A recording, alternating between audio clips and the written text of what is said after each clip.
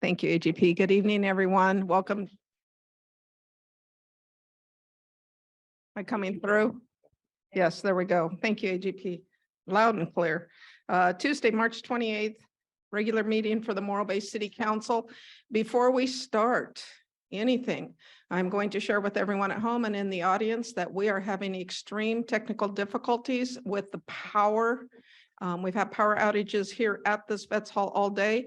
If we lose power, we will need to cancel the meeting as we will not be able to televise it, have lights or anything else that we need. We will tentatively reschedule if that happens tomorrow night, Wednesday, the 29th of March, and we will meet at the community center. Anything to add to that from our city clerk? We would be continuing the meeting to tomorrow, 5:30 p.m. in the community center. Yes. Thank you very much. Okay, just a heads up in case we lose power. That's why. They've been trying to address it all day, but we need some work at this building. With that being said, thank you. And we'll start off with a moment of silence. Oh, excuse me. Before we start moment of silence, we'll do a roll call vote, please. Councilmember Barton. Here. Councilmember Edwards. Here. Councilmember Ford. Here. And Mayor Wixom. Here. Okay, with that, we'll please take a moment of silence. Thank you.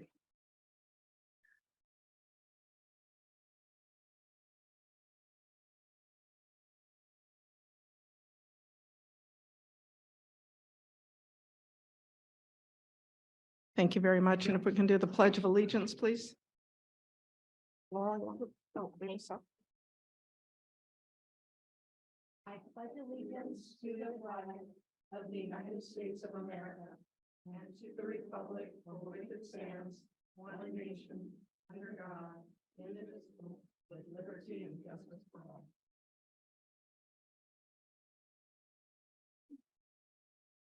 Thank you, everyone. I think this is getting to be a little challenge. Each one of these meetings, I think we've had one normal meeting since the first of the year.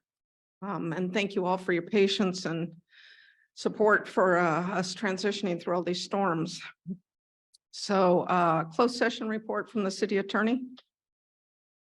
Good evening, Madam Mayor. No closed session items to report tonight. Thank you, Mr. Newmeyer. And we will move on to mayor, council member reports. And I'm going to lead off real quick, if you don't mind, ladies. Thank you. I want to start by reporting a trip that I took on behalf of the city. It was sponsored by the Morro Bay Commercial Fishermen's Cable Liaisons, and we attended Washington, D.C. week for CMB, which is California Marine Affairs and Navigation Conference. I attended that with our new harbor manager, Ted, and with our public works director, Greg. We had 9 meetings and a conference in 3 days. So we were very busy, and hopefully our visits to our legislatures there will be fruitful. We do have a scheduled visit coming up from one of our senators that's going to be meeting us and talking about our North T Pier and funding that we've applied for.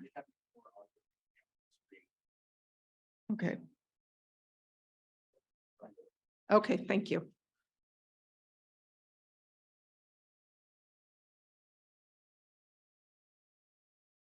We're going to pause with that for a second and find out what our options are. Video.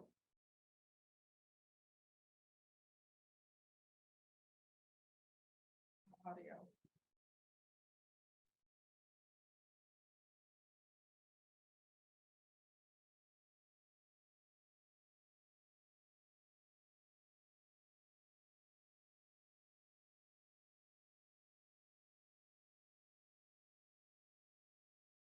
Mayor.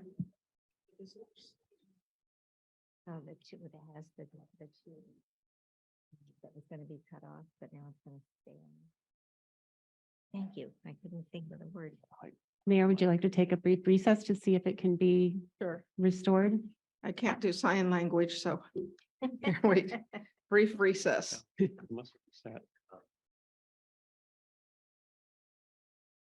Here, Recess.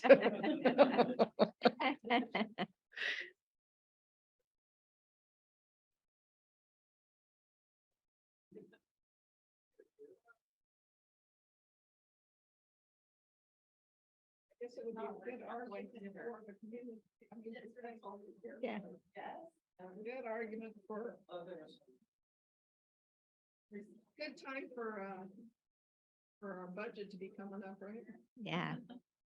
This is definitely one that needs to be on the, Oh, my God. such an Or we ancient, need to move on. yeah, such an ancient building. Great idea. Mhm.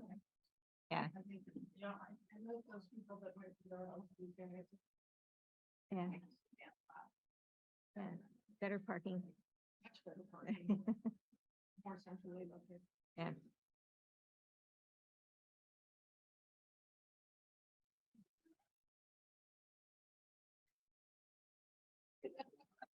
All I can do. Yeah, I'll sit marker though for my sign language. Cause it's on you, girl. Tip the camera. Pan out.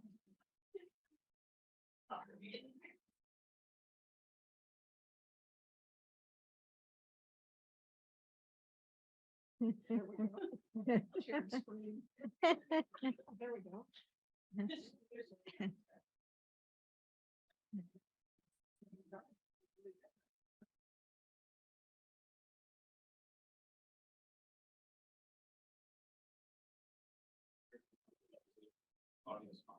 So.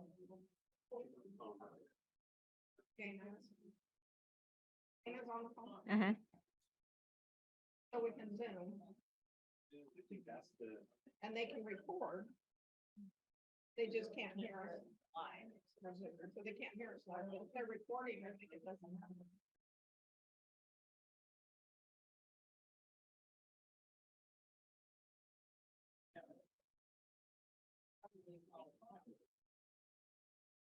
I did it at the beginning of the meeting.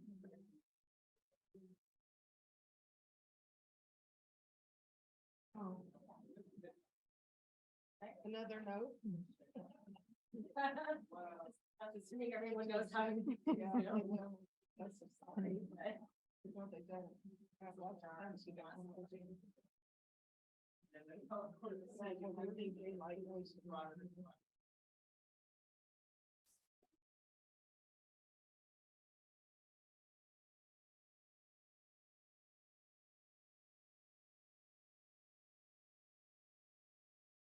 We good to go, Chris, without volume or not? Good to go? Okay, thank you, everyone. We're going to try and resume again real quick. This is going to, I think, be the night tonight that we're going to do this a lot. Thank you. I had an opportunity to represent us there in Washington, D.C. It was a very educational trip. Also, with my updates, I am the representative for SlowCog, and nothing exciting to report there. I'm also the liaison for the Planning Commission. I attended their last meeting and enjoyed listening to their historical updates from community members that are sharing stories as we talk about historical zoning ordinances. And then I also sit on the subcommittee for Vistra. And we met today, actually, Councilmember Edwards and myself, along with the city attorney, just to get an update. And I would share my update with all of you that there is no update. Vistra has 4 items that they will need to complete. It looks like most of that won't come till the end of summer, towards the end of the year. And then at that point, obviously, once the EIR is done, it goes out to public for more comments. So there has not been much communication that we've received from them. We do have a meeting scheduled. This will be our 3rd attempt to meet with them this next month. And once we have an opportunity, Councilmember Edwards and myself to meet, we will share with you what we know. But right now there is no information. So with that, I will pass it on to Councilmember Barton. I had the opportunity a couple weeks ago to tour the Diablo Canyon facility with several other council members from around the county. And I had been there once before when it was under construction many, many years ago. And so it was interesting to see it again as a, operating facility. And on that day, I think they had just gotten word that they would be able to stay open for a while because the original purpose of the tour was to kind of see what's there, what could be repurposed, what would other agencies perhaps be interested in, that kind of thing. And so anyway, that was a very, very, very interesting tour. Let's see, and I went to a county meeting last week that had to do with grants that were going to be made to various providers of services for the homeless and other agencies. And it was a kind of a sad meeting in that there was only so much money and way more people, way more providers were in the audience. And so people were feeling not so happy at the end of that meeting, but it was very interesting to see how that's handled at the county level and how many different agencies were represented in this one big room. So those are my two reports. Thank you. Councilmember Edwards. Sure. So I was able to attend the REACH organization's Economic Development Roundtable on March 9th. It was one of my first meetings with them at Embassy Suites in San Luis. And the purpose of that meeting was local government and economic development practitioners sharing updates on local communities to give input into county specific. I think I lost my mic. I can speak loud enough. To give input into county specific economic development initiatives and job creation opportunities. It was a round robin type of educational format that was actually very fun. I met quite a few people from other areas of our county. And basically we dove into the key areas of the organization's focus and trying to build an understanding of the regional initiatives. I think it's important, and I've probably said this before a couple meetings ago, to note that REACH as an organization represents SLO County, Santa Barbara County, and parts of Monterey.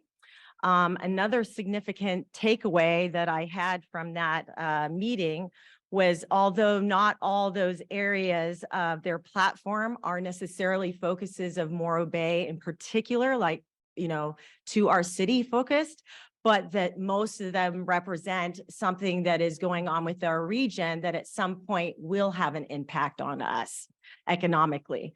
And lastly, I wanted to say that it does fit into our current goal right now as we go into our new goal setting, but that being the sustaining and economic vitality of our community. So it does fit into that. And lastly, REACH is also was originally about looking to seek higher wage jobs to our community. And that was because of Diablo closing. So that was their main focus. But what I also took away from this meeting is it's not just about that. It's about encouraging lower level paying jobs, okay, to also move up. So to move up people in terms of you've been at a job, at a medium job for a while, and then to basically encourage that growth up into higher management jobs. And of course, that would affect housing and numerous things that we all have concerns about within our region and our economy and how that's affected. So it was a really great meeting, and I'm looking forward to the one in May.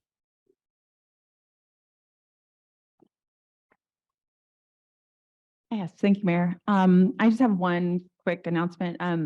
I attended the EBAC meeting as well as our council member Barton, who is also part of that group. The EBAC stands for Estero Bay Alliance of Care. Am I getting that right? I'm like going blank. Anyway, and it's a group of individuals and organizations from Morro Bay and Los Osos and the county of SLO that we all get together and discuss issues such as homelessness and low-income individuals who qualify for special services like SNAP and CalFresh, those sorts of things.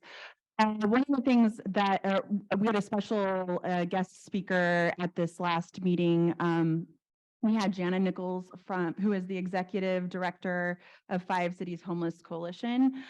She kind of gave us like a background on how they got from their beginning stages to where they are now, how they have housing units to temporarily house individuals that are in need, and also what other services that they provide are the 5 cities that encompass that organization, but also beyond its borders.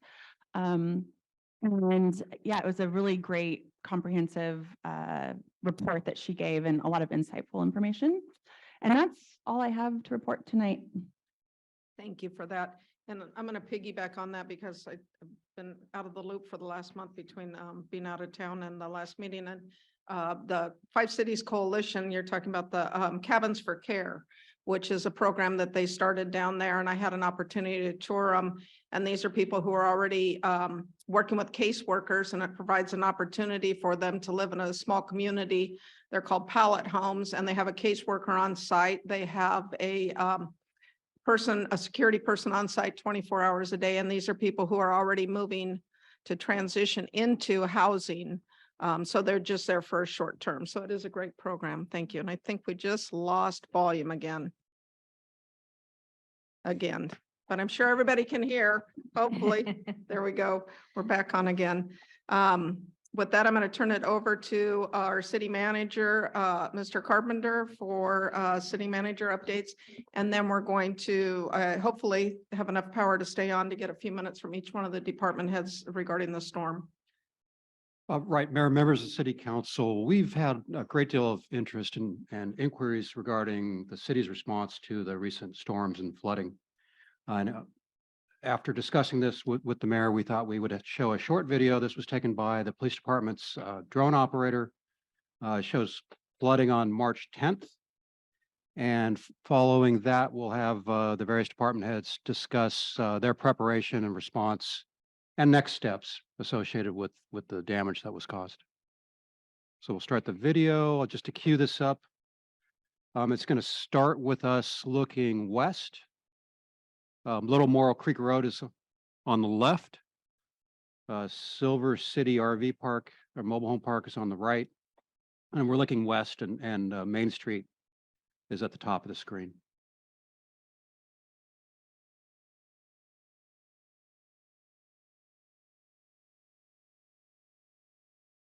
So you can see the extent of the flooding.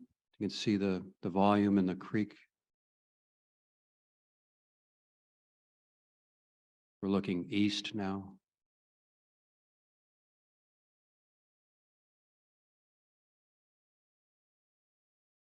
And it's gonna pan back to the west.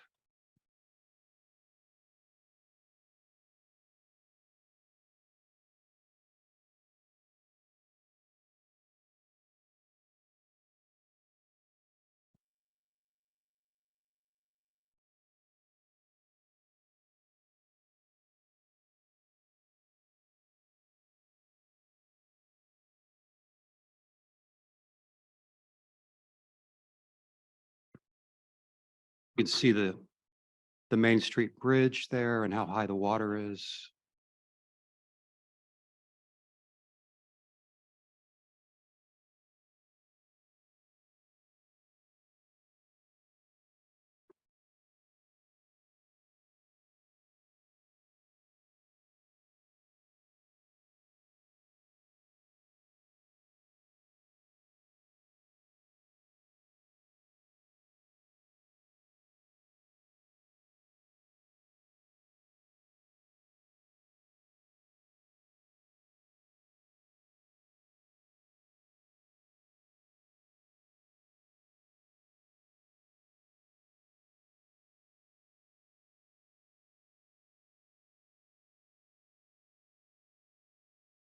We're just about done.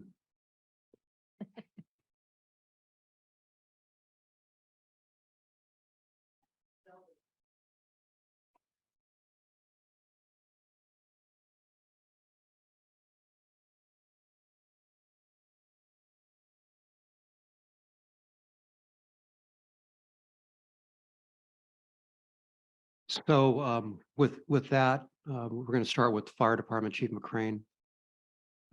There was a question asked about how this area relates to the flood hazard zone. Greg, maybe you can respond to that. When it's your turn, yeah. Good evening. So leading up into the storm, we start monitoring the forecasted weather, and we start getting briefings from the National Weather Service and County OES on what's predicted.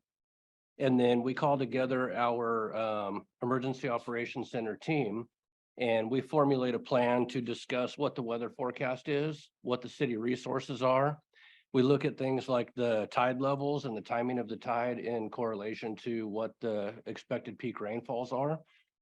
And then we discuss what resources are needed. We start looking at what the planned response for each department is. And we formulate a game plan with trigger points for monitoring the creek levels, determining when roads will be closed, what the trigger points are for that.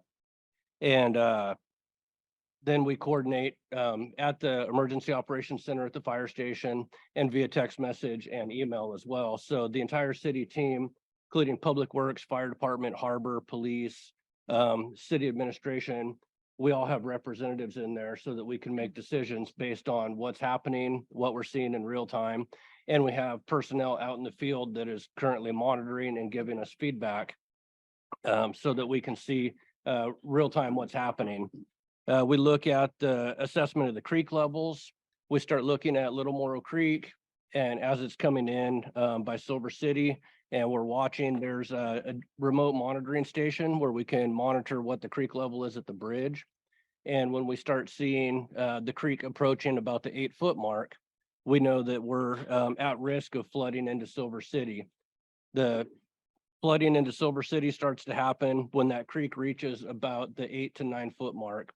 And it doesn't reach the road at Main Street there until it reaches the 12-foot mark. So that it actually starts flooding into the mobile home park and topping the banks long before it reaches the road there at Main Street. But we have people out there monitoring, giving feedback.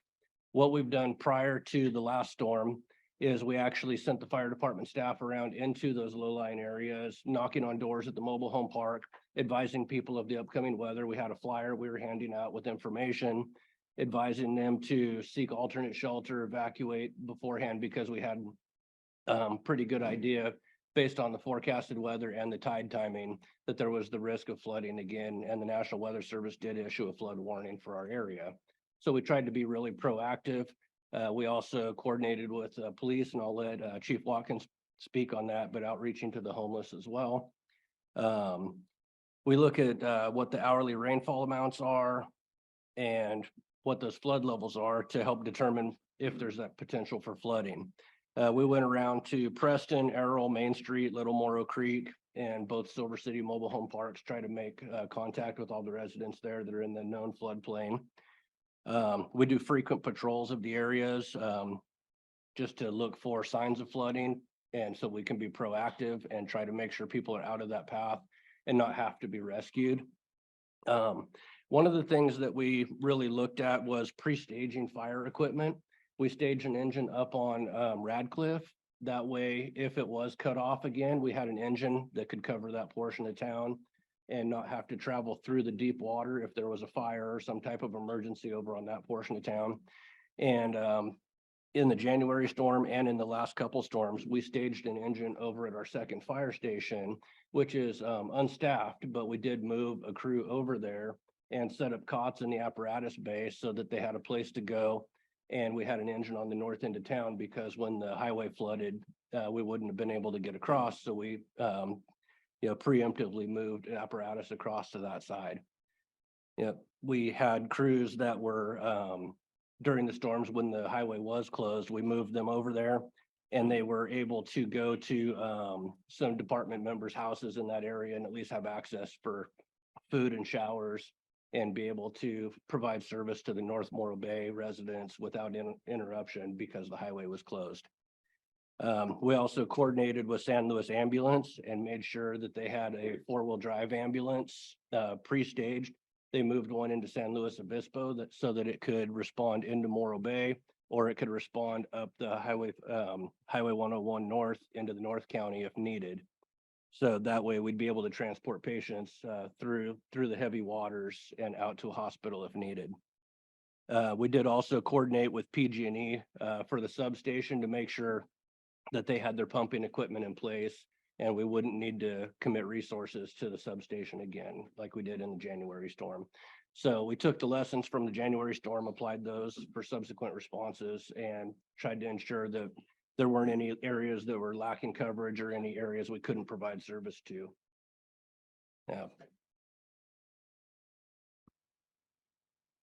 On the police side, obviously with our EOC participation, we have two key responsibilities to aid in the community outreach. One is our homeless outreach and care during these inclement weather situations.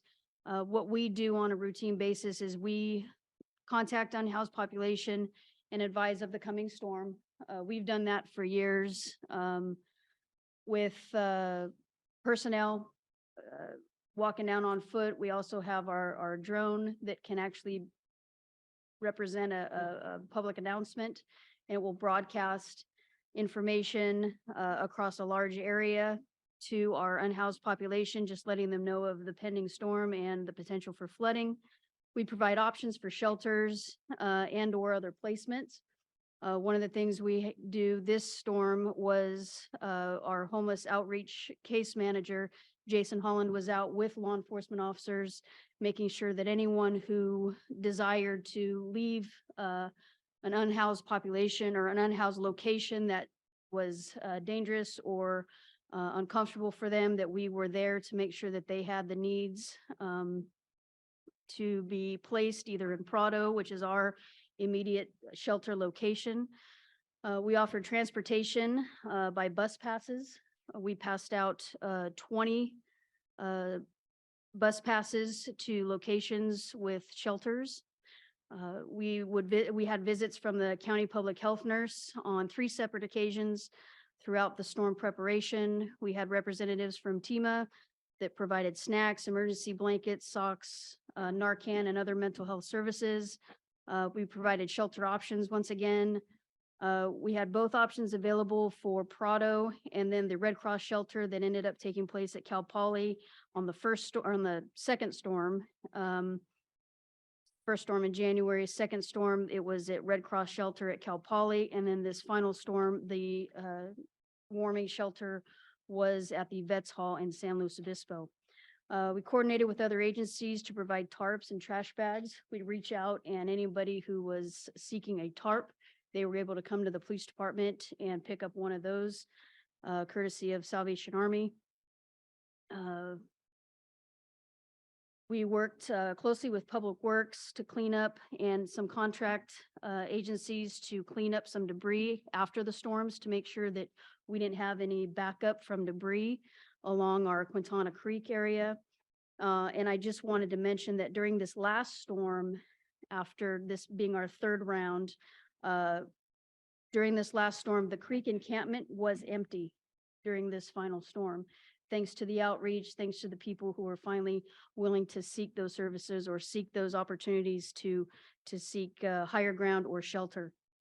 Another responsibility, key responsibility in the police department is monitoring and making sure that we are aware of the pending road closures. One of the things that we experienced in January that we learned from was to communicate ahead of time with Caltrans and to encourage their presence here. Certainly during those storms, it was a lot easier the next 2 storms because they saw the impact that Highway 1 took during the flooding with the creek. So our second and third storm, we had Caltrans here on scene. We did have to close Highway 1 on the second storm, and we did that fairly quickly with assistance from police personnel. During times like these, it's very difficult. CHP is understaffed and is usually along some of the higher traveling roads. So the police department ends up taking under our responsibility the highway closures. We did a lot of preparation with cone placement so that closure could be immediate, but then also on the reverse side of that, opening can be immediate. It took us a lot less time on this final storm to reopen the highway, which is obviously beneficial to everyone in our community, because Main Street continued to be closed and Highway 1 was our thoroughfare from north to south. We continue to monitor certainly South Bay Boulevard as well as Quintana. One of the things that our drone pilot identified in the January storm was the levee break that exists in the county on private property. That's one of the things that continues to flood our South Bay and Quintana area. So we continue to monitor that with our drone as well as our officers 24 hours a day. So those were some of our key responsibilities as far as the police department was concerned during these last two storms.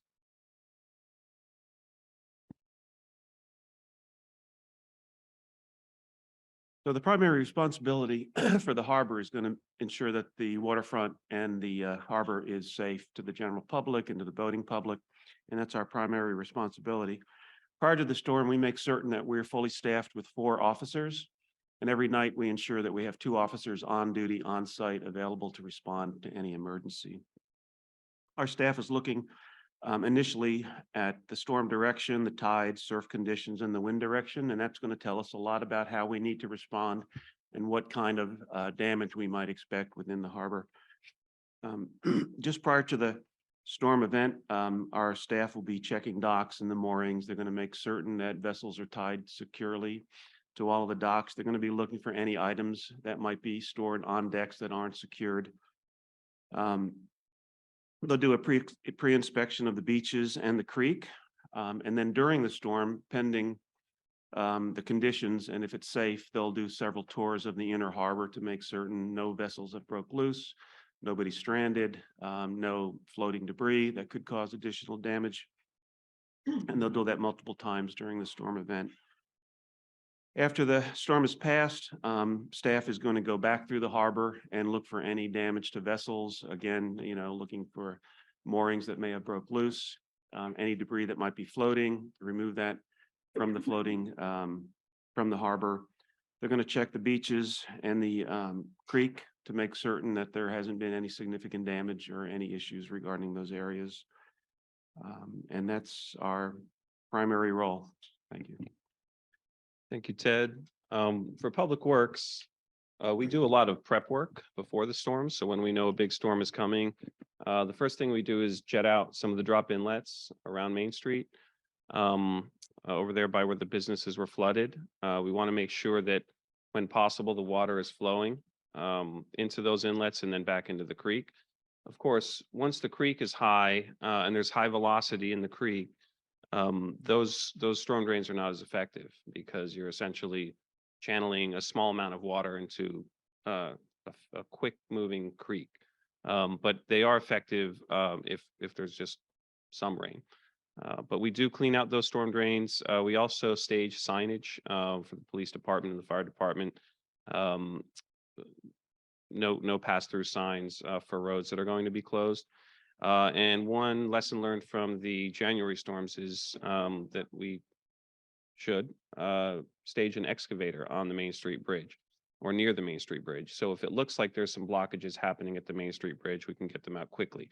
We were able to get out some blockages on the January 9th storm, but it took some effort in scrambling to get an excavator out there in the middle of the storm. Whereas this time around on March 10th, we had that ready to go. Public Works also goes around and monitors the creeks and looks for issues, potential blockages, and we remove them if we see them, if they're in the city right of way.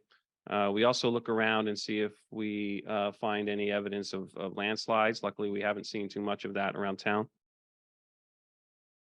And then after the storm is where a lot of our work kicks in. So we're responsible for debris cleanup and I didn't hear that. Can you repeat that? Yeah, can you just, does that mean I need to stop?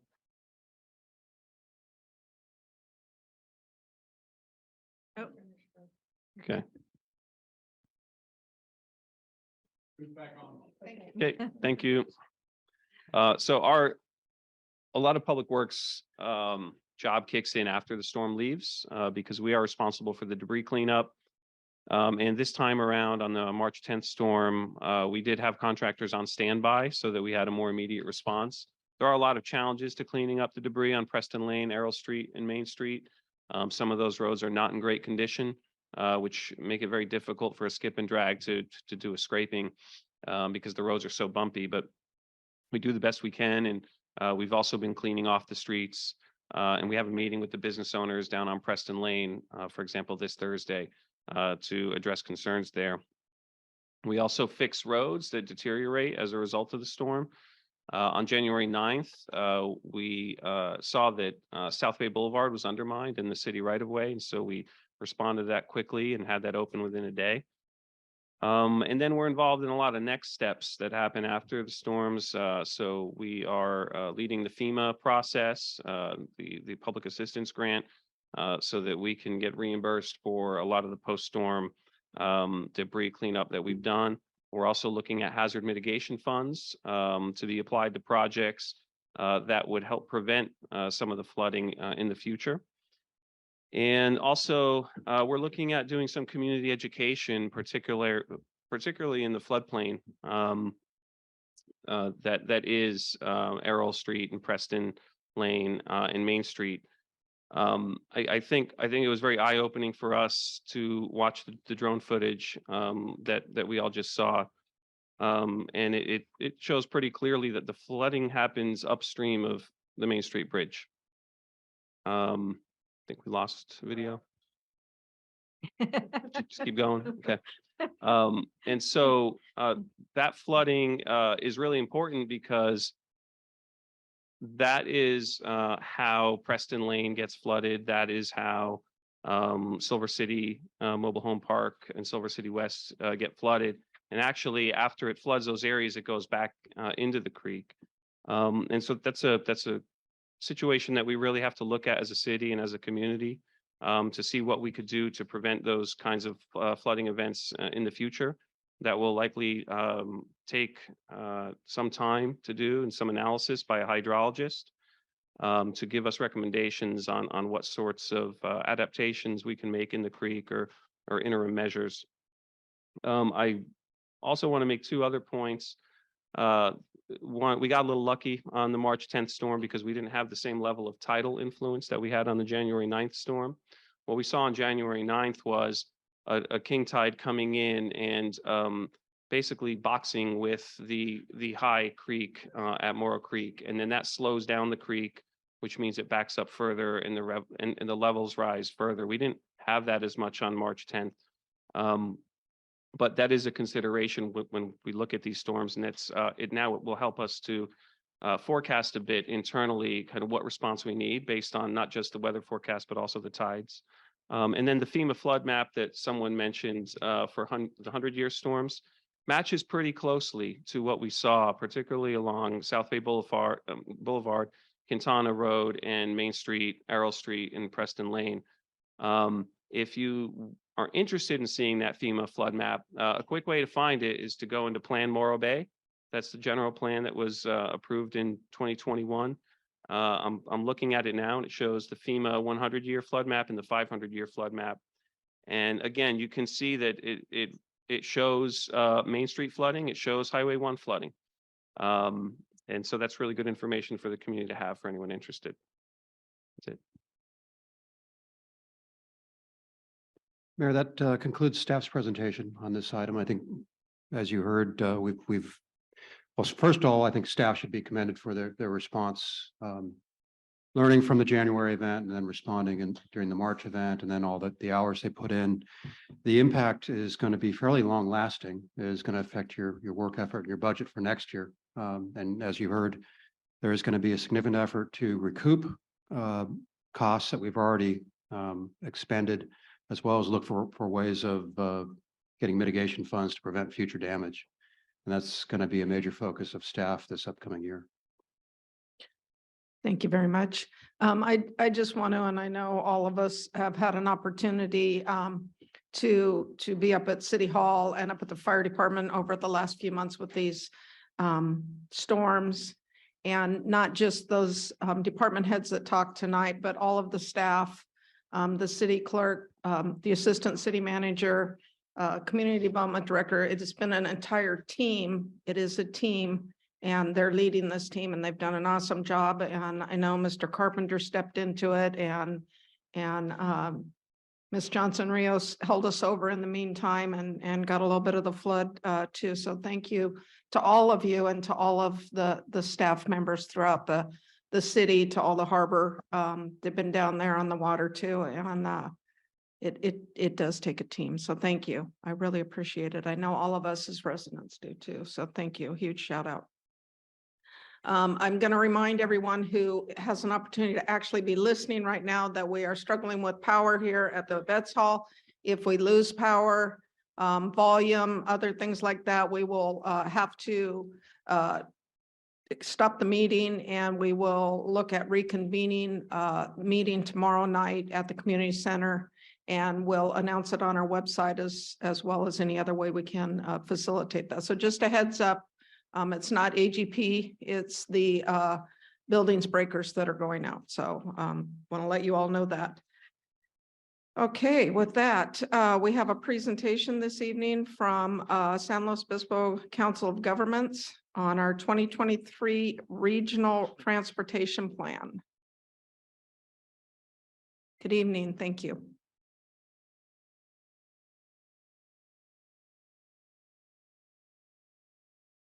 Are you in the room here with a PowerPoint? Maybe that'll set off a glitch that we don't want to shut down the room. But if it works, fine. If not, I'll just be brief. And okay, it looks like we're working. So my name is Richard Murphy. I work with the San Luis Obispo Council of Governments. We're grateful to have the mayor as a new representative on the San Luis Obispo Council of Governments. We are a 12-member entity of local elected officials, the 5 county board of supervisors, and a representative from each of the 7 cities. And you can just go ahead and go to the next slide. That's great. And this is a discussion tonight about a 20-year transportation plan and the policy decisions that go around the choices that are made to make our investments over the course of 20 years.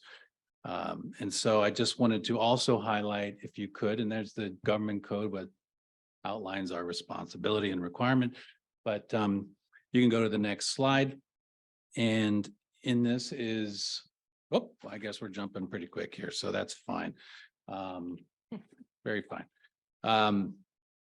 Our primary responsibility as this regional transportation planning agency is focused on planning and funding for transportation. And as you all know, we've been a partner with the city of Morro Bay over the several years since our inception. Most recently, we've been a partner with your project of the roundabout up on Morro Bay Boulevard and Quintana, as well as the high school bike path along and adjacent to Highway 1. Currently, with the transit center here downtown, there's been some improvements that are underway. Also, we are working with the city on operational improvements at Main Street and 41, and also a connecting active transportation projects between Morro Bay and Cayucas, known as the Morro Bay to Cayucas Connector. So those are some of the current near-term activities that we're involved in with the city. But this long-range plan is an opportunity for all agencies and all representatives and all constituents to comment on this 20-year document. The process on the next slide demonstrates that our planning efforts are focused on being in alignment with your local plans as well as state and federal efforts that are underway with respect to tracking vehicle miles traveled and making certain that our investments are considering some of these new policy shifts in the state house as it relates to greenhouse gas emission reductions and the like. As we all know, there's a lot of new federal programs that are out there that is a result of the current administration in Washington, D.C. And so our focus is to identify all these opportunities and prioritize where we're able, where these investments should be made. We've done a considerable amount of outreach over the course of the last 2 years as we update this plan. This planning document is updated every 4 years. This outlines some of the methods. We've done online surveys. We've done a number of different tools that are available online that if folks are interested in this kind of thing, they can still get out there and use these tools.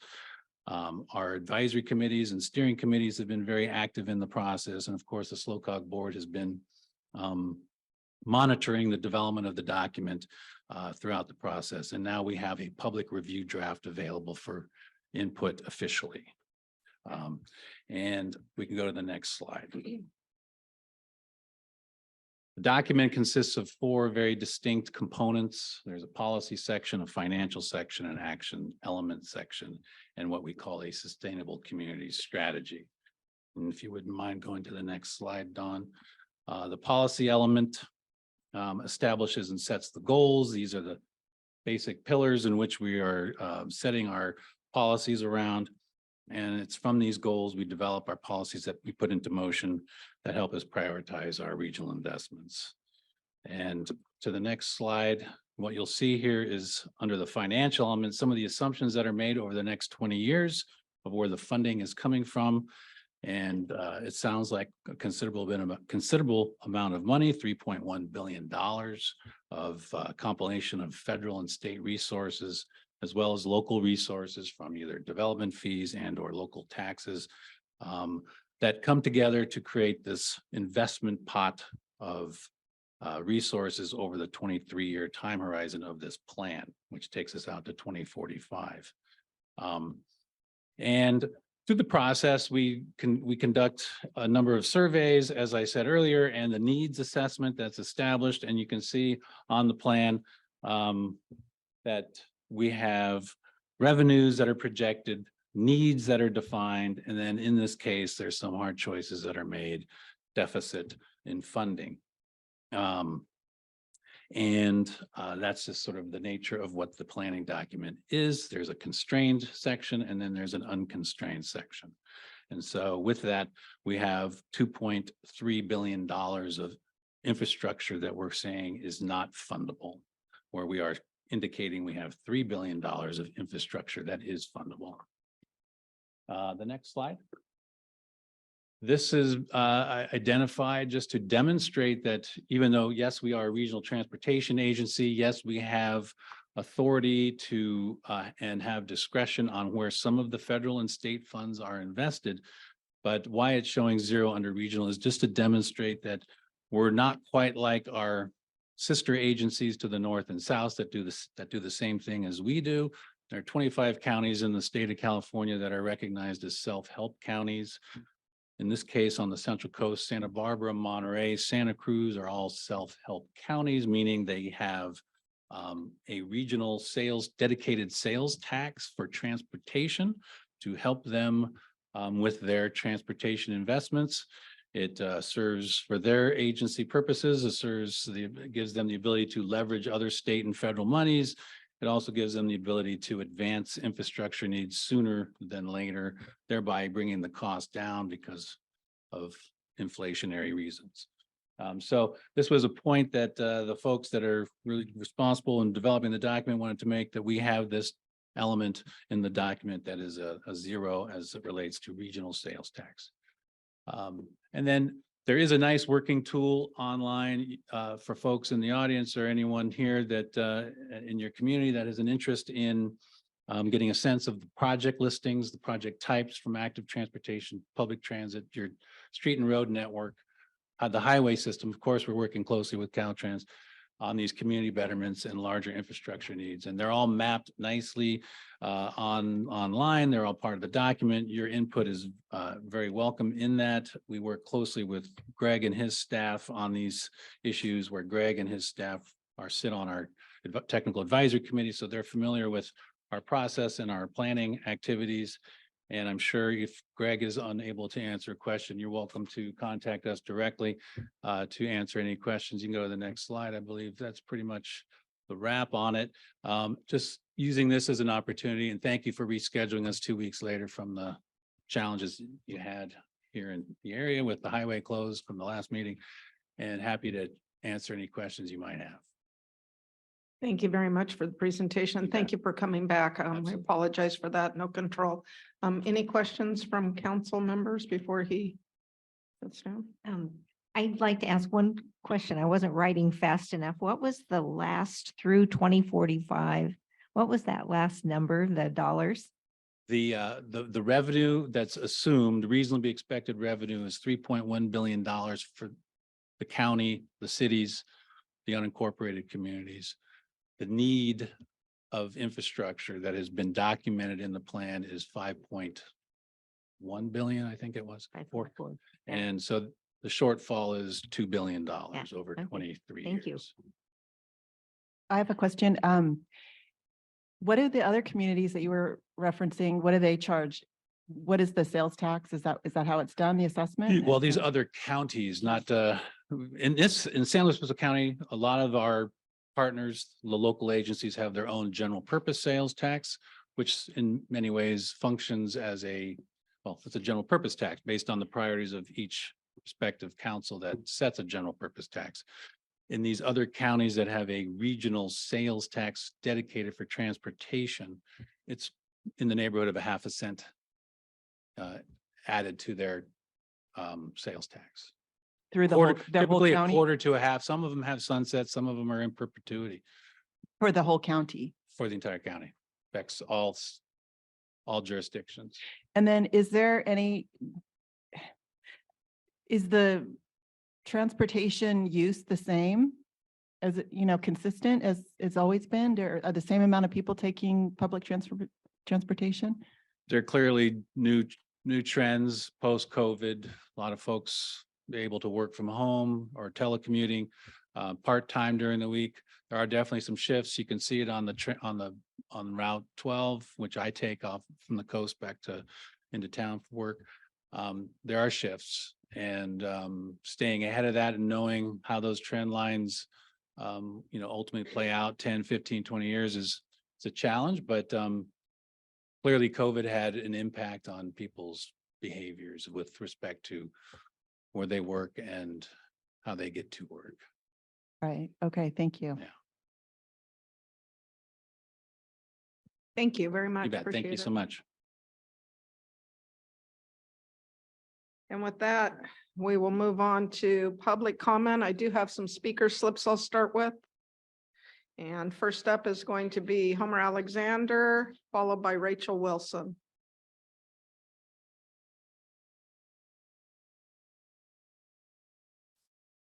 My name is Homer Alexander. For the sake of the high school kids and my dogs, I would appreciate it if you could use your influence to get the bike path reopened before somebody gets hurt. If you need some money to get the work done, there's unbudgeted funds in Measure Q&E. Thank you.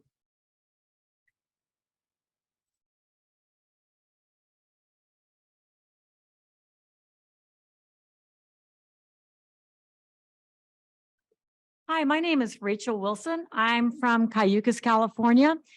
And Morro Bay shares something that Los Angeles International Airport had. Imagine Los Angeles International Airport at one time was California's best estuary. And let's see what happened to it. So I'm not sure, do I have any slides? They didn't come through. All right. So what I was going to talk about today is both the best plant and the waterfront. And Morro Bay really has a choice right now. If you look at the BOEM plan, there are two places that are up for operations and maintenance facilities. One of them is Morro Bay, a world-renowned estuary.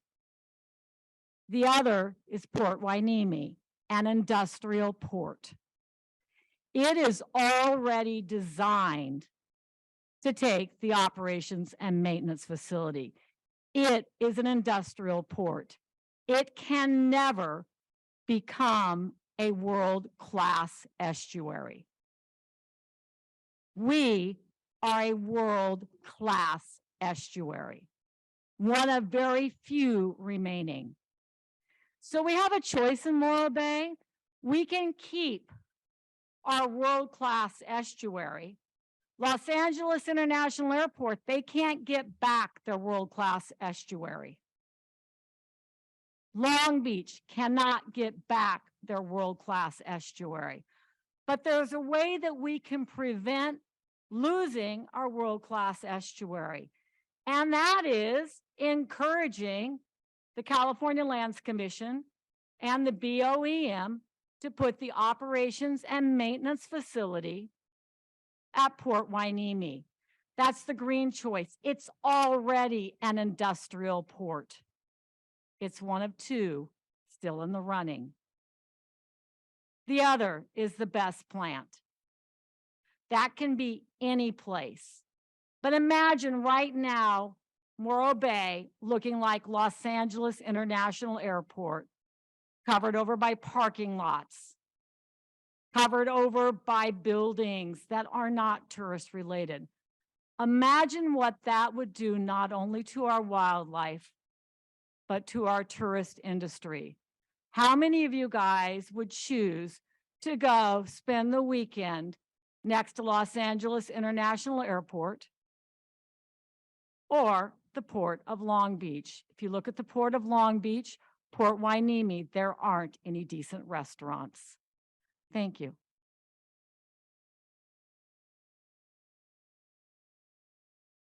Thank you. Next up is Sharon O'Leary, followed by Aaron Oakes.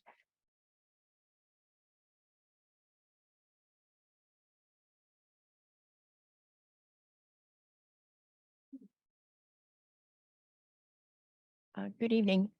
My name is Sharon O'Leary. I'm a resident of Morro Bay. Mayor, City Council, staff, thank you.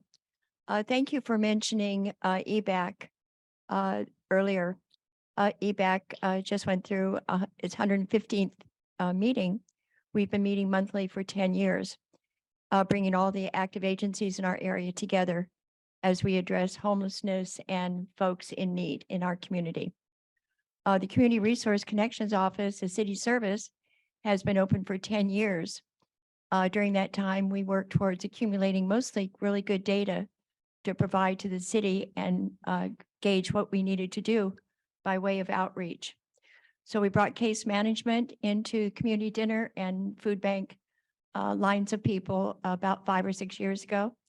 And presently, every Monday, we have community case management through CAPSLO, often with TEMA.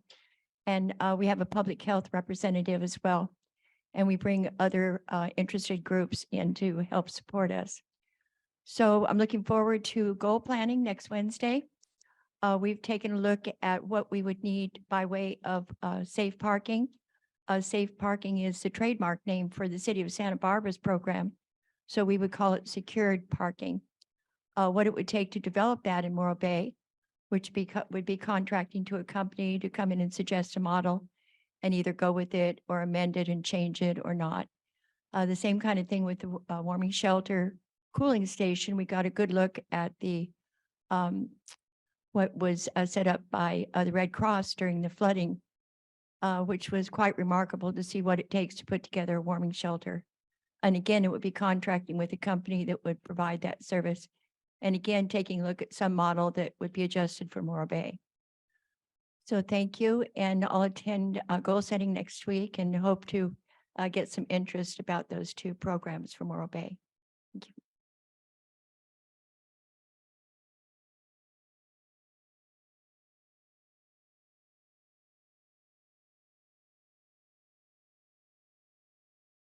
Good evening, members of the council and staff. My name is Aaron Oakes of Morro Bay. Morro Bay is at the crossroads of innovation and extinction. The proposed offshore wind farm promises to provide green, clean energy and innovation, but at what cost? Our marine wildlife and unique ecosystem, the commercial fishing community, our tourism economy, our lifeblood, everything that held our city together since we incorporated as a city in 1964. Generations of families have lived and thrived in Morro Bay as a result of decades-long access to fishing grounds. But for the past 50 years, their access was slowly chipped away. The proposed offshore wind farm will encompass 376 square miles, which is the equivalent of 181,984 football fields. What will become of the fishermen in Morro Bay?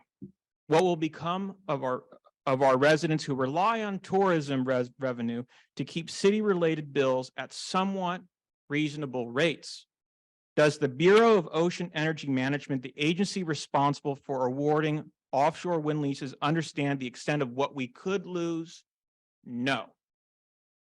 The proposed battery storage facility promises to be the world's first of its size and scope, providing green energy to help our environment, but at what cost? Our environment, our health and safety, our national security, our ability to properly evacuate should something go awry? No signal? Okay.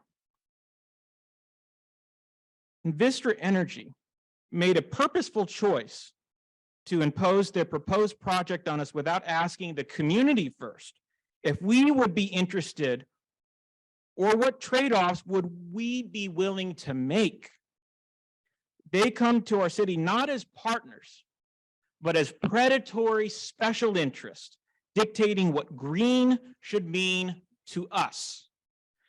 When they realized the winds of public opinion were not blowing their direction, Vistra started to lobby the State Lands Commission, and they started threatening members of our community into silence. That's neither green nor consensual. Morro Bay strives to innovate, but not at Morro Bay's expense, and not at the cost of our extinction. Thank you.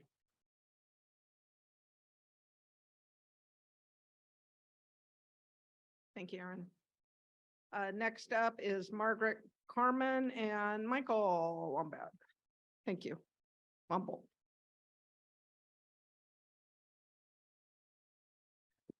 Hello, my name is Margaret Carmen. I'm from Morro Bay, and thank you. The last two people said almost everything. I have not prepared anything. I'm coming up here talking to you from my heart and looking at the 5 women up here, talking to your nurturing female hearts and your critical brains to please do research. We cannot call this energy green. Green is not digging in the ocean floor 21 miles out, putting up wind things. They don't just kill birds, they change the whole wind patterns on the whole coast. They change the wave patterns. They're not green. And we've already talked about how we closed Highway 1. What are we going to do if that lithium battery plant catches on fire?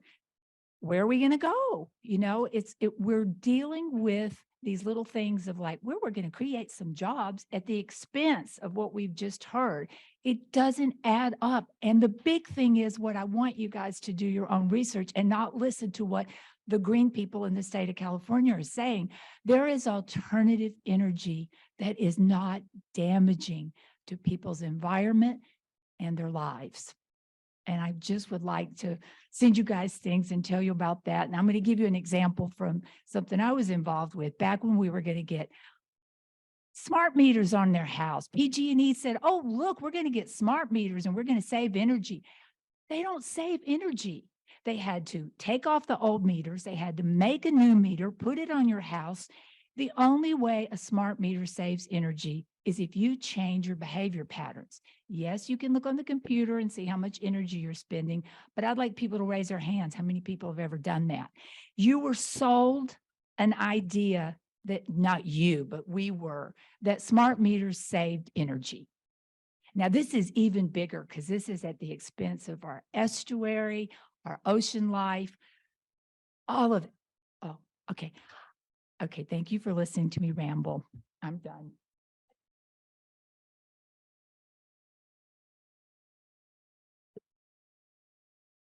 Good evening, Mayor. Thank you, Mayor and City Council and staff. Michael Wombold here, Executive Director for Visit Morro Bay. I want to start off by commending staff and everybody through this challenging time of a historic winter that we've had. It's kind of been an amazing response that everybody's had. There's also a unique challenge that we're kind of facing at the moment with the weather patterns and what we've had. is tourism is down. On the first part of this calendar year, our revenue stream through the TOTN sales tax is down around 20% starting in January. Our board of directors has taken a unique action that I don't think they've been able to take in the past. They approved a $200,000 marketing campaign starting in April and a two-phase program in April and the start of June. For relevance on this, our annual marketing budget is around $450,000. These funds are coming from a carryover fund from last year, which we've been saving up for appropriate times and when we need them. And so I'm excited that our board of directors approved that. Also with that, I'm happy to say that we welcome Sarah Johnson Rios as our city person on our board of directors. It was great to have her and just give you some more insight on some work that we've been doing. I just came back from a media mission in Dallas, where Dallas is one of our major flight markets, where I met with 15 different media personalities and independent journalists, where I've seen some traction from there. I also returned from a international tour and travel trade show as well. International tour is one of our staples, typically through summer and then through our fall period. We haven't had that during the COVID period. And we're seeing that response come back, but we're probably going to see international another year and a half out in a response for that. But if we don't start our work now in international, Morro Bay can be slipping behind some of our competitive destinations that we're against. And another thing that our board had approved is Tyler Hoyt, from the athletic director from the Morro Bay High School, approached us with a branding sponsorship deal. And so you'll be seeing our logos on the wrestling mats and on the swim windscreen at Morro Bay High School. So when we have tournaments coming in, those traveling not on tourism will be seeing our logos. And as we're serving up ads to them, they're going to get to know us as Morro Bay. Thank you for your time. Thank you. Thank you, Michael. Next up is Erica Crawford and Betsy Cross. Good evening, Council. Erica Crawford with the Morro Bay Chamber.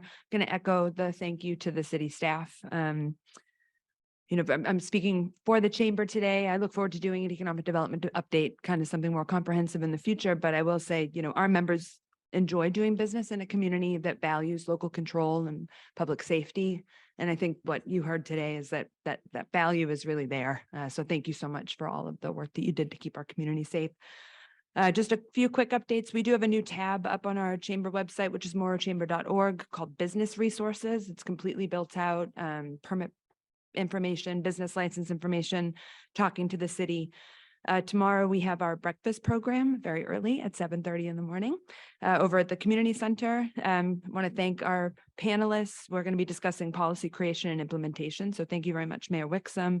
Thank you very much, City Attorney Chris Neumeier, Assistant CM and Admin Services Director Sarah Johnson Rios, and our City Clerk Dana Swanson. We got her on a stage. So we're really excited to have you participate tomorrow. And La Katrina is providing breakfast. This is a community event and all are welcome. This is kind of closing out our Q1 focus as an organization on community engagement and facts. Facts matter. We want people from the community to be able to come in and engage and get facts. So thanks again to Public Works and Community Development for participating in this series. We're gearing up for a big spring. We transition our focus for Q2 to a theme of sort of gearing up for the busy season. So we have more public facing events coming up. We have the Shop, Sip and Stroll, 2 dates in April. This event series aims to get SLO County and Morro Bay locals into local businesses midweek and before the high season to kind of boost sales and kind of shake out the cobwebs and get ready for a high season. And then finally, we have our annual Community Awards Gala that's scheduled on April 21st. This is again featuring local businesses. The public is invited. All of these events are searchable on morrochamber.org. That's it. Thank you very much.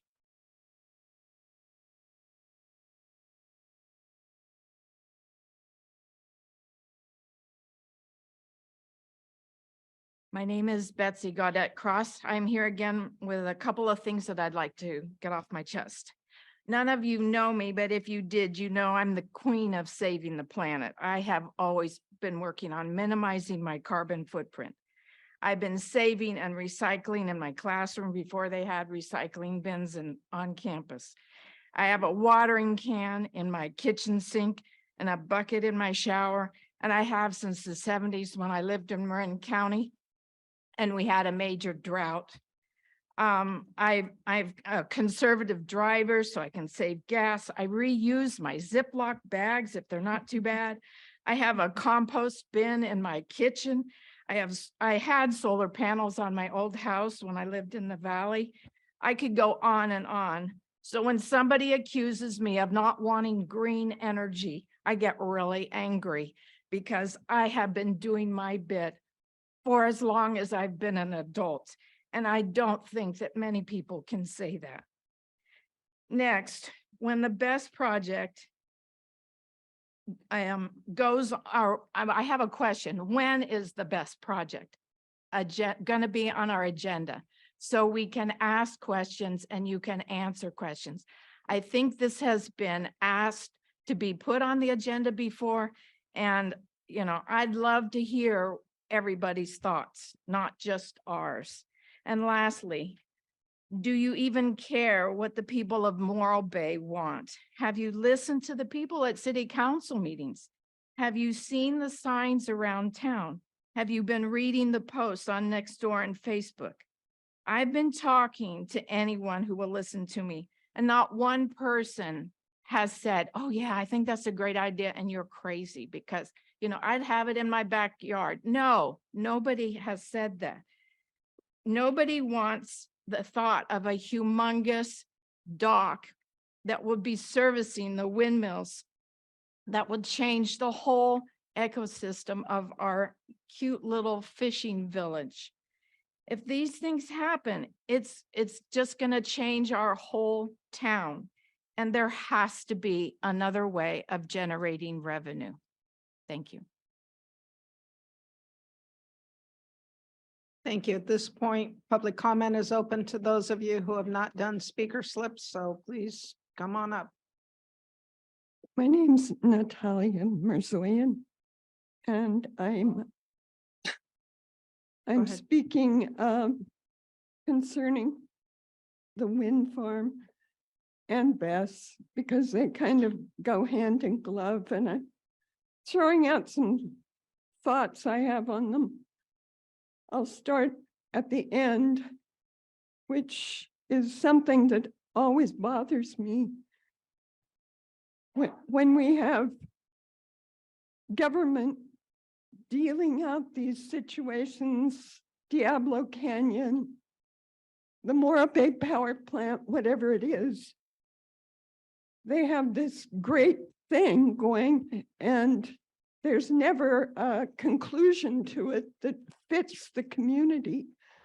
And I would like, if you all are on board with this, which I hope you're not, that there's some determination about the eventual decommissioning of that ghastly wind farm once it's put in there, because who in God's name is going to pay to decommission it? Certainly not the people here, I hope. But I just can't believe that our government has done this to us. It's shocking and dreadful. The more I hear about it, the less utilitarian and economical it is, and the less green it is. There was a program on hearings that they had on the New Jersey shore and what's happening there with all the whale deaths and all that stuff going on. And I hope you all watch it because it's shocking.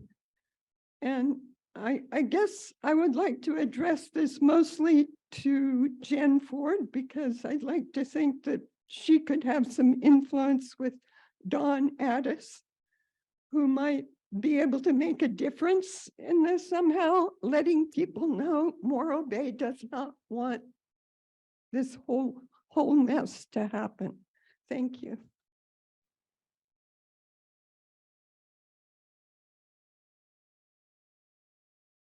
Good evening, Madam Mayor, Terry Simons. First of all, let me say I really love the collected update on the recent storm and the previous storms done by staff. It would have been nice if that had been agendized so that I could have brought materials with me to speak to some of the points that listening to the discussion that I didn't know was coming. So I'll just have to tell you what I heard. The thing that I heard and the question that I asked was related to FEMA mapping.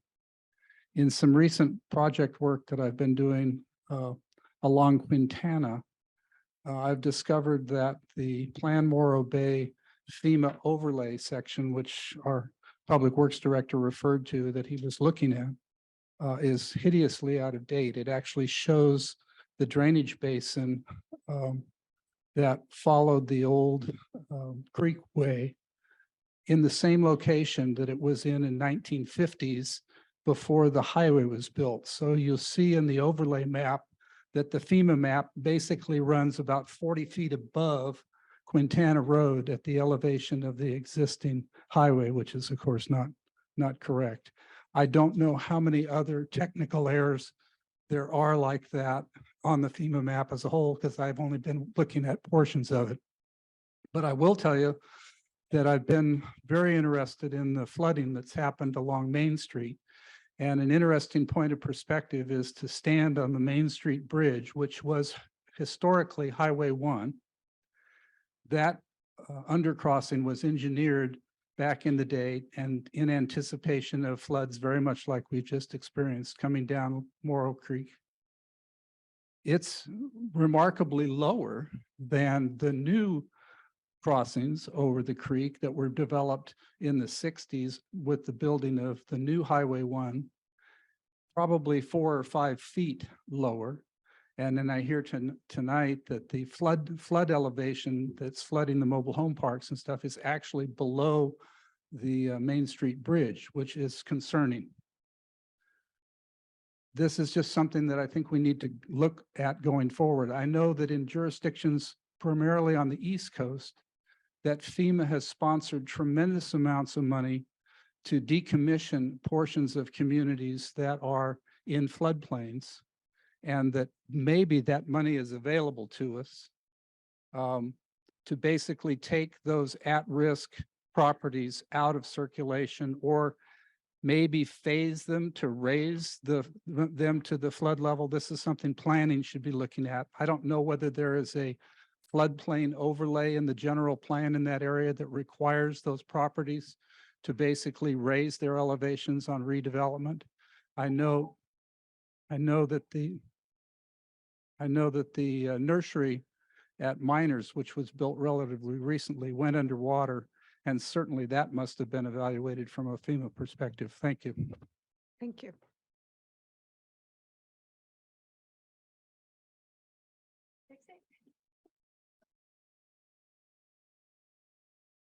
Hi, Council, Judy Setting.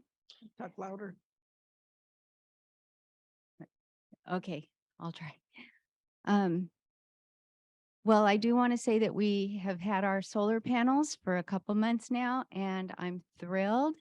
And I think it would be a grand idea to invest in helping everybody in Morro Bay get solar panels. And I think it would be easier on our beautiful estuary, our wildlife, everything, if we did that in lieu of a dock that invites 300 to 400-foot ships to come in and out of our harbor on a regular basis and completely disrupt our recreational boating, and our children who take off on stand-up paddleboards and head across to the sand spit for a day of play. Anyway, I think it'd be a good idea. I also wanted to say that a while back, I heard a meeting where Supervisor Gibson talked of Morro Bay being a port, and Rachel spoke to this. You know, we're being considered and Port Hueneme right now. And I referred to what I heard him say as him throwing us under the bus. I just found out that he said he has not thrown us under the bus. Our former mayor, Don Addis, Laurel, possibly you. Cindy worked on the reach as a chamber member and promoted us stepping forward to be considered in this whole project. And I may be wrong, but I thought at a council a couple weeks ago, you said something about that. Anyway, Supervisor Gibson suggested that, maybe you need to let the county know that the citizens of Morro Bay are not for this. And I'm hoping that Don Addis isn't telling the state now that we are for this, because we're not for this. We're for keeping Morro Bay a rare, beautiful, natural place for visitors all over the world to come and enjoy. And if I've misstated anything, Cindy, I hope you'll correct me. I thought that you said that you worked as part of the committee for REACH. And anyway, you can correct me. So I just hope that somehow you all will help us get the word out that we much rather have solar panels, and we much rather get our little electric vehicles and use our solar panels to charge them up. So thank you. And I loved everything Betsy said about how we personally lower our footprint. Morro Bay started doing that with the first farmers market way back in the 80s. We wanted to buy local. We wanted non-processed foods because it lowers our footprint if we buy local homegrown things and cook them ourselves. And anyway, thank you.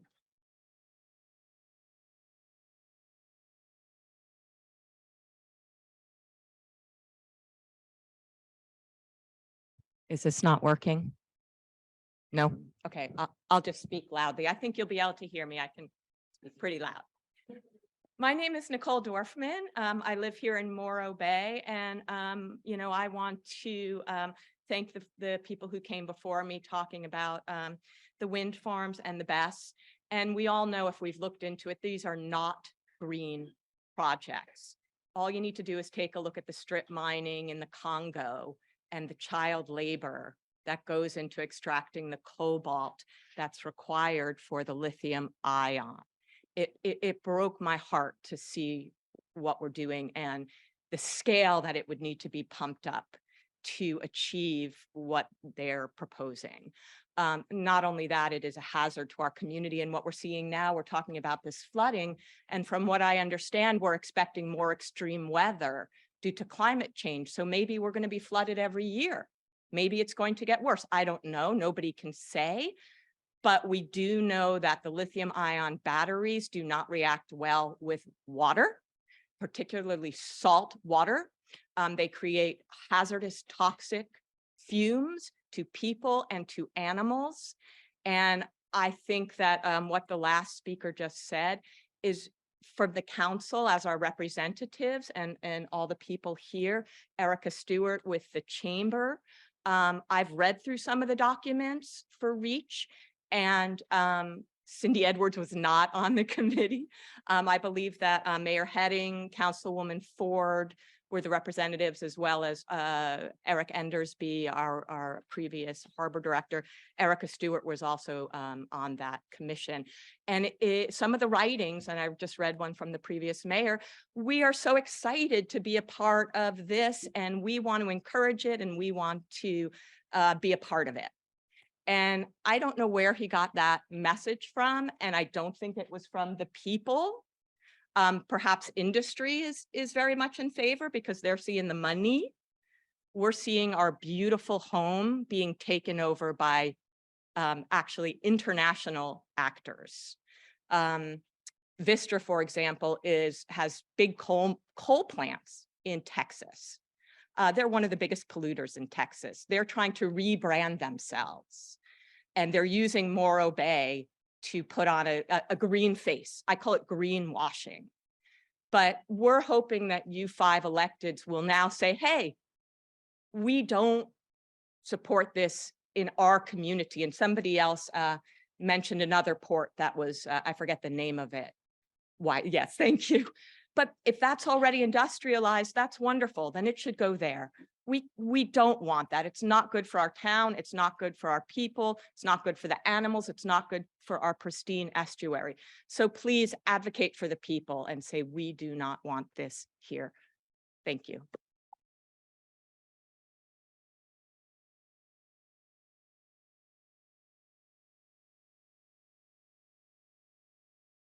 Sorry, I didn't get a slip in. My name is Steve Matthew, Preston Lane resident for 40 years. Co-owner and founder of AGP Video, trying to keep this meeting on the air for the last 28 years. And I'm burnt. I'm too burnt to get angry. So I'll be nice. The flickering you're seeing, it's probably the way the only recording that we're getting is going to come out. Okay, I hope it's better. We'll take all the pieces and try and put it together. The electrical has to be gone through in this building completely. It's actually been a problem since day one in '96, when I had to have them take the Coke machine out of here because it was throwing flickers. Anyway, the channel needs to be rebuilt. It's needed to be rebuilt for about 10 or 12 years. All right. We've been through so many city managers that it's never come to fruition. Big access funds that were accumulated for years and got up close to between $500,000 and $700,000 to do it disappeared years ago. The Peg Access Fund, I believe, is still in effect and is collecting money. I have no idea what it's got in it now. This needs to be addressed. Okay, that's one of my problems here tonight. My other problem is, like I said, I'm a Preston Lane resident. We now own 4 properties over there. It's where AGP lives. It's where Nancy Castle lives. We got an empty piece of property, and I live at 1650. Our half of the street has not been cleaned. I appreciate everything that the city has done. I really do. But the back half of Preston Lane has not been cleaned since the January flood. Everything we do to clean our properties out gets tracked back into our properties, because every time you add water, it's a cake mix. So the mud comes back. This flood mud is incessant. It's a sludge that it can only be removed physically, and it needs to get taken down to that. The street is destroyed. The city really needs to put in more Preston Lane as part of the FEMA claim that they get in, and for both floods, it's totally destroyed. Okay, and I understand that, but right now that's the reasoning for not removing the mud, which is not in our best benefit.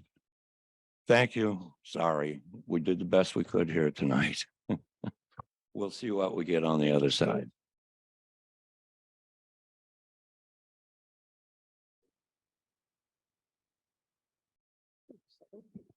Good evening, I'm Betty Winholt. That's not working, right? Okay. Good evening, I'm Betty Winholtz. I also have kind of a loud voice. I want to talk on 3 other topics, actually, than what's been spoken of tonight. Except for one, I want to say thank you for cleaning the storm drains on South Main Street, because even though we're not in the heart of the big flooding area, we do get a lot of water that stays in the streets. And I have noticed that before the storms, staff has been down and cleaning our storm drains so the water can go out. And so that's helped us in the south end of Morro Bay. The second thing is I've seen that there's been equipment along City Park in anticipation of the new bus hub, but I've seen that nothing has happened for a month, even though it's been planned and it was approved a month ago. And I know that we have until Memorial Weekend to help out the Art in the Park people. So I'm asking, is this going to be done in the next 8 weeks? Is that time to get that done? And then my last comment is about, online, it looks like they put out information to kind of like an RFP for someone to come in as a consultant and say, where do we need to help our streets and where does that need to happen? And I'm saying we don't need to hire a consultant. I think we know through our storms that we know where the problems are. I don't think we need to expend, unless this is grant money, but it didn't appear that way, that we don't need to expend general fund money for someone to tell us where our street problems are. I think staff knows where they are. If they don't, I think PWAB and the public can let you know where that is. And so I would encourage that we not be hiring more consultants, but we look at a lean budget. Thank you.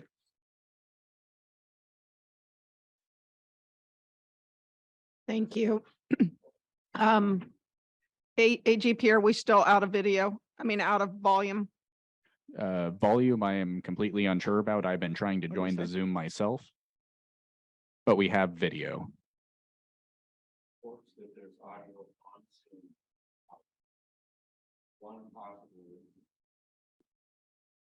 So I've been advised by our city attorney that unfortunately it would be probably inappropriate for us to take any action tonight on the rest of our agenda as it's not available volume wise for the listening public at home.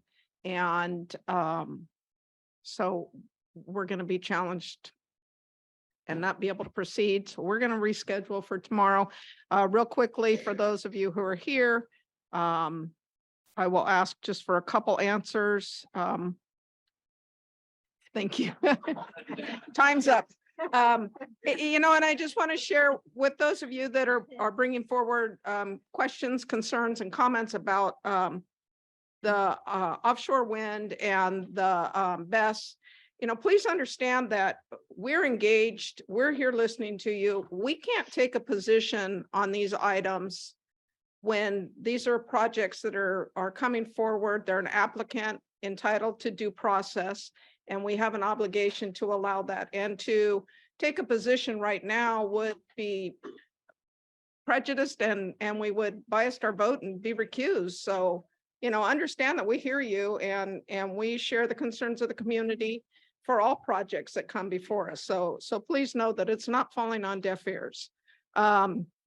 Two questions or two comments I will just ask our Public Works Director. I'll give him a second really quickly because we're going to have to adjourn. The bike path and the question on the street consultant, please, Mr. Kwolek. Thank you, Mayor. Bike path, we're hoping mid-April. We got set back because of the rains. But we are hoping to open that mid-April. The consultant for the local road safety plan, I definitely sympathize with the comments. That plan will allow us to access grant funding. It will help us be successful in obtaining grants from state and other local agencies in the county. Thank you for that. And also I want to, I was remiss earlier when we were talking about the floods and everything, to also thank the chamber for their participation in helping get the word out, and to all the volunteers. A lot of volunteers that were out there through all these storms from different groups throughout the community, but a lot of the police department volunteers. We could not have done it without the volunteers. So thank you for that. So for those of you who can hear, I'm going to just confirm with the city clerk. We are going to adjourn this meeting. We are going to reconvene with the meeting tomorrow, 5:30, Morro Bay Community Center. Two of our council members will be on city business. Council member Landrum and Council member Edwards will be zooming in, but we will have a quorum with the other three of us on site. And with that, I will ask the city attorney if there's anything to add, or the city clerk, city manager. Thank you, Madam Mayor. To just confirm what the mayor had said about the participation of the public that is listening to the meeting through Zoom and might be listening right now and not hearing me. Maybe they can, maybe they can't. The opportunity for public comment, the city wants to make sure that the folks doing public comment through Zoom have a full opportunity to hear the entire meeting and view the entire meeting. And so public comment starts to lose some of its meaning if you can't hear everything that's going on. So that's the core concern here. And so with intermittent audio and video, which we're getting conflicting reports here on the floor on what exactly is going on, out of an abundance of caution, audio just came back on. Out of an abundance of caution, I suggested that we continue the meeting to make sure that there's full and robust public participation through Zoom and through any other teleconferencing that's occurring. Thank you, Mr. Newmeyer. Mr. Carpenter, anything to add? No, and then I'll turn over to the our city clerk, Ms. Swanson, to maybe address the location and meeting times. Thank you. Yes, thank you, Mayor. We will continue the meeting to tomorrow, Wednesday, March 29th at the Morro Bay Community Center, beginning at 5:30 p.m. We will post notices on the entrance of this building and on the city website, City Hall, and the Community Center. Thank you. I guess we have no video, no audio again. So with that, I'm going to move adjournment of the meeting.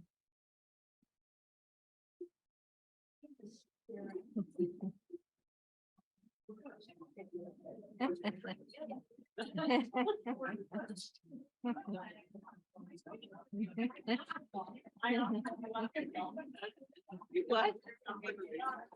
What do you mean? We are? They have